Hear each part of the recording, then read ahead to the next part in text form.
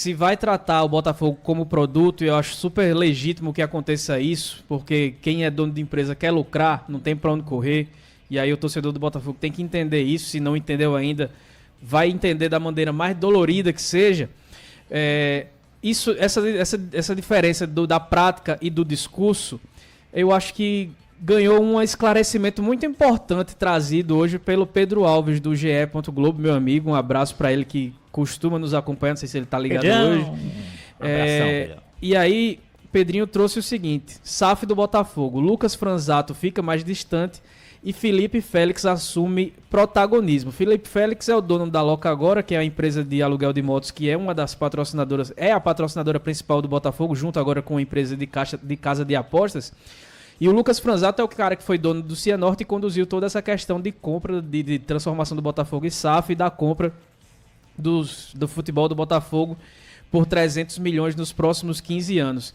E aí o Pedro foi na Receita Federal, foi pesquisar junto à Receita Federal para saber como é que se encontra a Belo Holding, que é a empresa que virou a SAF, que administra o futebol do Belo.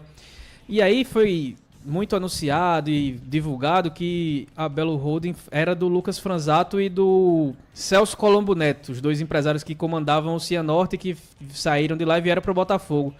E o Pedro Alves viu que agora a Belo Holding está sob o comando de Felipe Félix e de Alexandre Galo.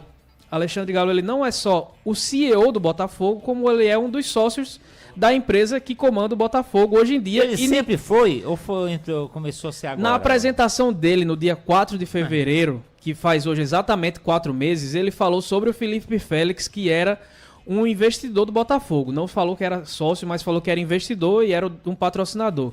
E agora o Felipe Félix e o Alexandre Galo aparecem como donos da holding, da Belo Holding, que cuidam do Botafogo. E isso, o Pedro Alves, jornalisticamente foi muito bem, genial, como ele costuma ser, e foi buscar na Receita Federal, que agora são os dois que são os donos da SAF da empresa que comanda a SAF do Botafogo, né? Então, muita coisa que foi prometida entre uma situação e outra do Botafogo, nem o dono mais a gente sabe quem é da Belo Holding. É algo muito estranho, assim, Então, desculpa, Marcos, só para finalizar, muita gente que questionava e que achava muito ruim, que questionava a falta de transparência da gestão de Breno Moraes durante os anos que ele ficou comandando o Botafogo, precisa agora urgentemente cobrar a transparência também da Belo Holding ou da SAF que comanda o Botafogo, agora sabendo que o clube realmente tem dono e que não tem obrigação nenhuma, em tese, de dar explicação para ninguém.